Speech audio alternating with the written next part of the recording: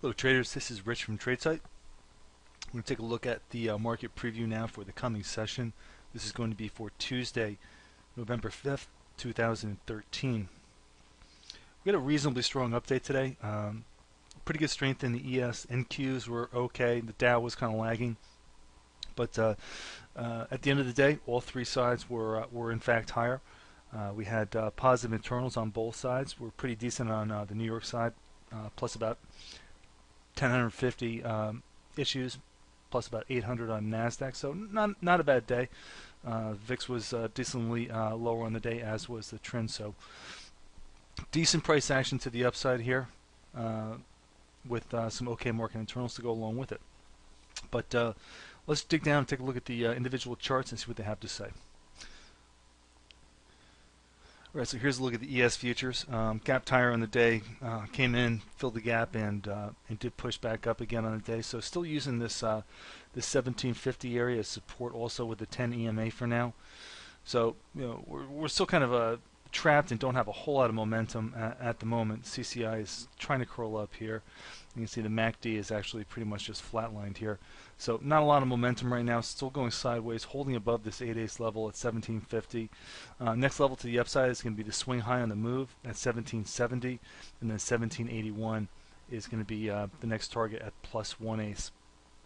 To the downside, obviously 1750 at the 8-ace level, where it coincides with the 10 EMA, and if we break below that, then there's quite a bit of room here before we get down to this gap window right here at about 1730.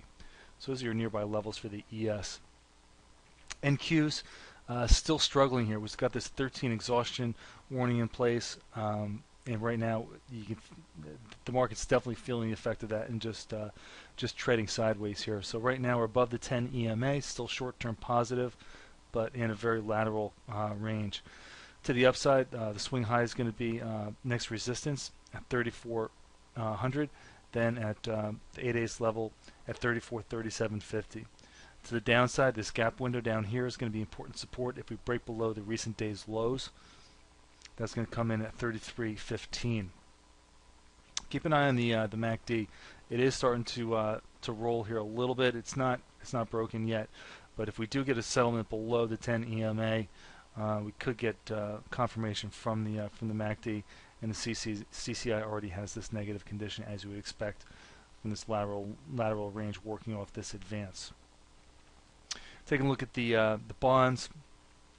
Here's a look at the TLTs. We're still kind of trapped in that area of the 4-ace level, back down below the 10 EMA and above the 50. So we're still trying to just set something up here, but right now it's just, you can see the trading range that we're in here to the upside. That's all we're doing right now. Right now we're at this key area. If we do lose the 4-ace area, the 50 DMA is going to be the next important area at 105.5 or so. To the upside, 5-ace at 107.81. All right, we haven't looked at this comparison chart in a while. This one's interesting. This is the oil services, which represents kind of the front line of the energy producers versus the actual crude futures themselves. So we've got some fairly decent price action with a positive bias overall right now in the oil services. But we've had this very, very sharp break in crude futures. So you can really see the divergence here, where the oil services are pretty strong, but the crude futures remain very, very weak. All right, so here's a look at the OSX chart individually. So here's what we're doing right now. We're just kind of winding up in this little pennant formation. So once we resolve out of this range, we should get a pretty decent move, especially considering how weak crude's been. The thing is, a lot of people are thinking that this is going to resolve itself to the downside because crude is falling. Usually what happens is that the oil services actually lead the crude prices.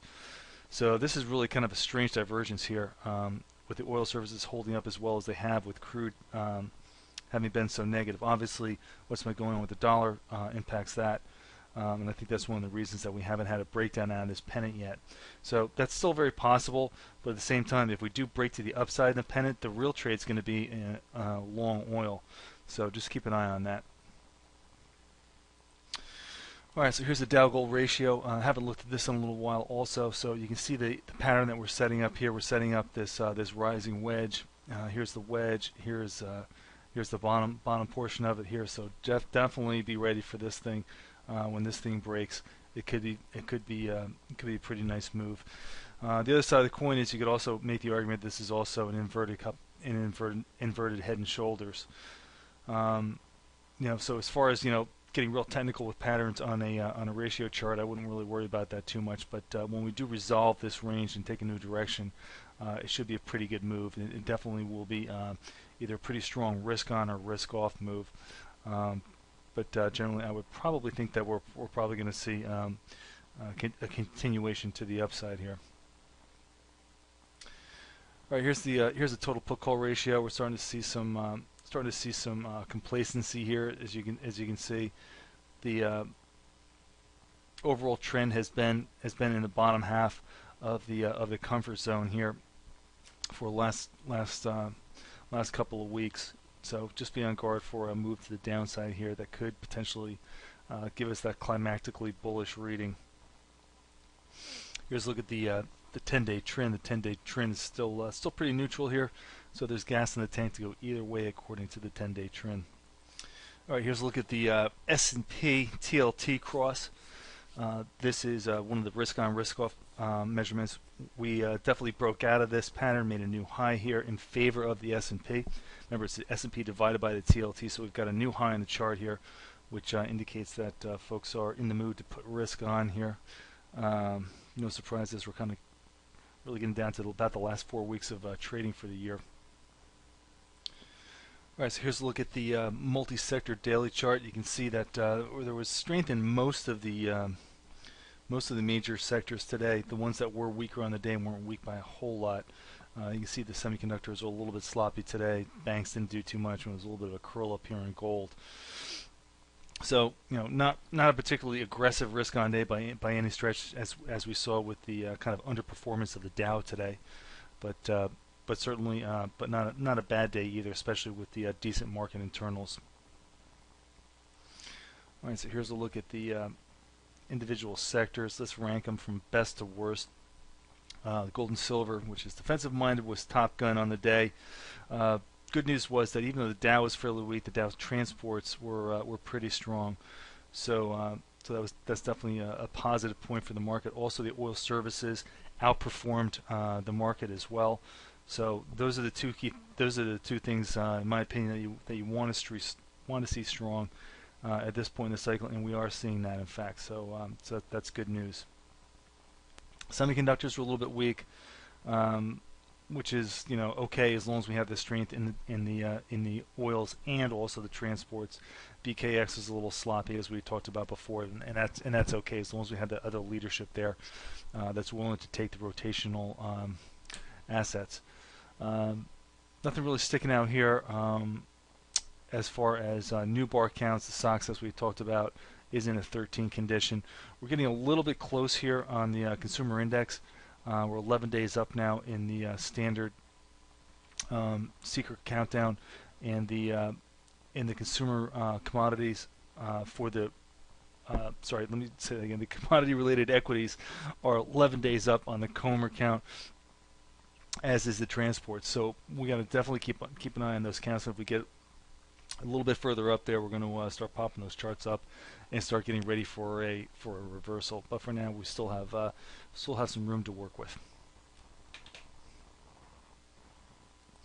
All right, a couple more charts here. Here's a look at oil. Oil is still to the downside. We had this little kind of doji day here today, after not doing too much and getting hammered last week.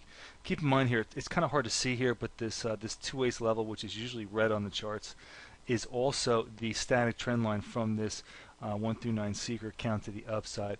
So we're coming to interact with a Murray math level, but more importantly, also the active static trend line on the chart. So we're going to have some pretty important support here at about 93 3/4. So make sure you're aware of that. Could be a potential pivot point. Obviously, there's stronger support below at the previous swing low down here at about just under $93. and then much more important support at 87.50, but that's still a ways away. Okay, and here's the gold futures, still short-term negative, below the 10 EMA and the 50. We did do this 9 bars to the upside that did reverse it. We do have potential for this being kind of a B wave retest of this high, but that remains to be seen. But for now, it's more or less just lateral for now.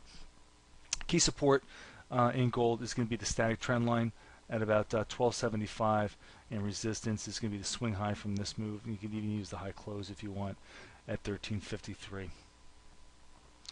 All right, folks. As always, thanks for listening. This has been Rich for Tradesight.